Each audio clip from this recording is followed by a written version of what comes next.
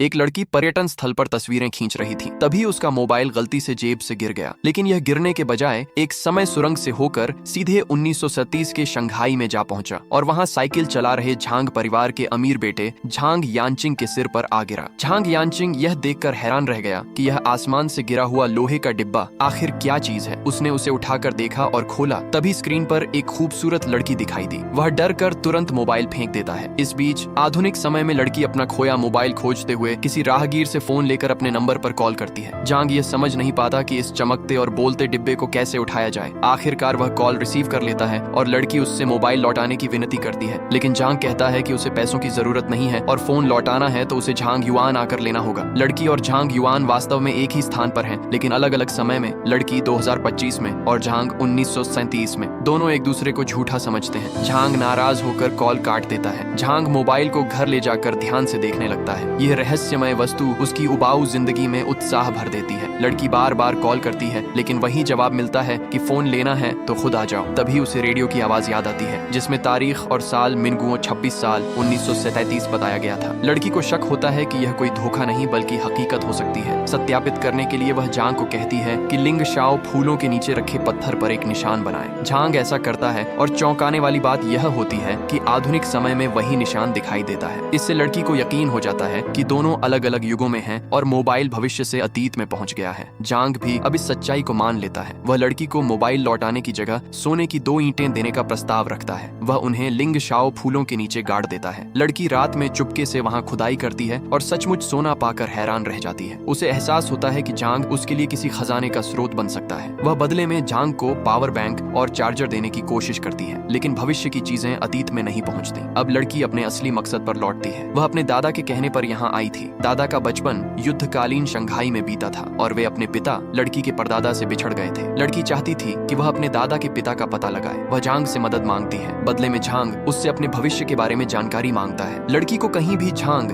यानचिंग का नाम नहीं मिलता। उसे लगता है कि उसकी लापरवाह जिंदगी ने उसे इतिहास में कोई जगह नहीं दिलाई होगी। सच बताने से नाराजगी हो सकती थी, इसलिए वह झूठ बोल देती है कि वह आने वाले सालों में मशहूर संगीतकार, निर्देशक, वास्तुकार, वित्त विशेषज्ञ और शिक्षक बनेगा। यह सुनकर झांग बेहद खुश हो जाता है और लड़की को तोहफे में 2 बल्ब भेजता है जो आधुनिक समय में बेकार हैं। धीरे धीरे झांग को लड़की पर शक होने लगता है कि वह झूठ बोल रही है। तभी खबर आती है कि जापानी सेना शंघाई पर हमला करने वाली है। लड़की उसे चेतावनी देती है कि 14 अगस्त को किसी भी हालत में नानजिंग रोड पर मत जाना, लेकिन झांग इसे भी एक चाल समझकर अनदेखा कर देता है। कहानी का यह मोड़ संकेत देता है कि आने वाले समय में झांग का जीवन खतरे में है और लड़की की कोशिश है कि वह इतिहास को बदलकर अपने प्रिय को बचा सके।